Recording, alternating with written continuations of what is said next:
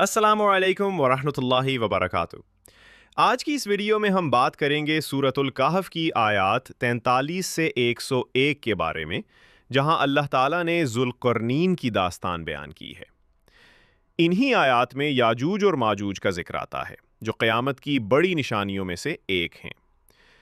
آئیے جانتے ہیں یاجوج ماجوج کی حقیقت اور قرآن ہمیں ان کے بارے میں کیا بتاتا ہے۔ سورہ کہف، سورت نمبر 18۔ شروع کرتا ہوں اللہ تعالیٰ کے نام سے جو بڑا مہربان نہایت رحم والا ہے۔ آپ سے ذوالقرنین کا واقعہ یہ لوگ دریافت کر رہے ہیں، آپ کہہ دیجئے کہ میں ان کا تھوڑا سا حال تمہیں پڑھ کر سناتا ہوں۔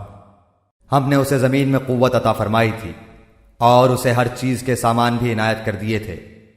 وہ ایک راہ کے پیچھے لگا یہاں تک کہ سورج ڈوبنے کی جگہ پہنچ گیا اور اسے ایک دلدل کے چشمے میں غروب ہوتا ہوا پایا، اور اس چشمے کے پاس ایک قوم کو بھی پایا۔ ہم نے فرما دیا کہ اے ذوالقرنین، یا تو انہیں تکلیف پہنچائے یا ان کے بارے میں کوئی بہترین روش اختیار کرے۔ اس نے کہا کہ جو ظلم کرے گا اسے تو ہم بھی اب سزا دیں گے، پھر وہ اپنے پروردگار کی طرف لوٹایا جائے گا اور وہ اسے سخت تر عذاب دے گا۔ ہاں، جو ایمان لائے اور نیک اعمال کرے اس کے لیے تو بدلے میں بھلائی ہے، اور ہم اسے اپنے کام میں بھی آسانی ہی کا حکم دیں گے۔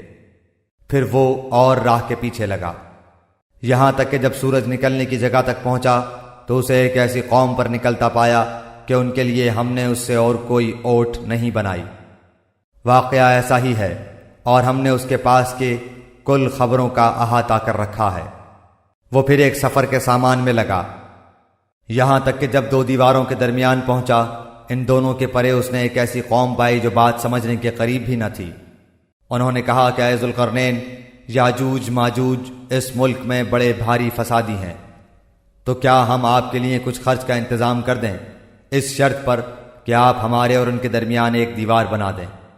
اس نے جواب دیا کہ میرے اختیار میں میرے پروردگار نے جو دے رکھا ہے وہی بہتر ہے، تم صرف قوت طاقت سے میری مدد کرو، میں تم میں اور ان میں مضبوط حجاب بنا دیتا ہوں۔ مجھے لوہے کی چادریں لا دو۔ یہاں تک کہ جب ان دونوں پہاڑوں کے درمیان دیوار برابر کر دی تو حکم دیا کہ آگ تیز جلاؤ، تا وقتے کہ لوہے کی ان چادروں کو بالکل آگ کر دیا۔ تو فرمایا میرے پاس لاؤ، اس پر پگھلا ہوا تانبا ڈال دوں۔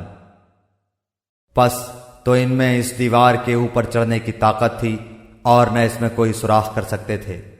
کہا یہ صرف میرے رب کی مہربانی ہے، ہاں جب میرے رب کا وعدہ آئے گا تو اسے زمین بوس کر دے گا، بے شک میرے رب کا وعدہ سچا اور حق ہے۔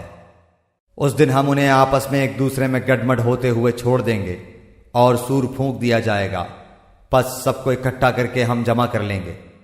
اس دن ہم جہنم کو بھی کافروں کے سامنے لا کھڑا کر دیں گے، جن کی آنکھیں میری یاد سے پردے میں تھی اور امر حق سن بھی نہیں سکتے تھے۔ آج کی کہانی سے ہمیں یہ سبق ملا کہ اللہ کی رہنمائی اور حکمت کے بغیر طاقت کا استعمال نقصان دہ ہو سکتا ہے۔ ذوالقرنین کی مثال ہمیں بتاتی ہے کہ عدل اور انصاف کے ساتھ طاقت استعمال کریں، اور یاد رکھیں یاجوج و ماجوج کی دیوار ہمیں اللہ کے منصوبے اور قیامت کی نشانیاں یاد دلاتی ہیں۔ اللہ کی مدد اور حکمت پر بھروسہ رکھیں، کیونکہ ہر چیز اللہ کے ہاتھ میں ہے۔ اگر آپ کو یہ ویڈیو پسند آئی ہو تو لائک اور سبسکرائب کرنا نہ بھولیں۔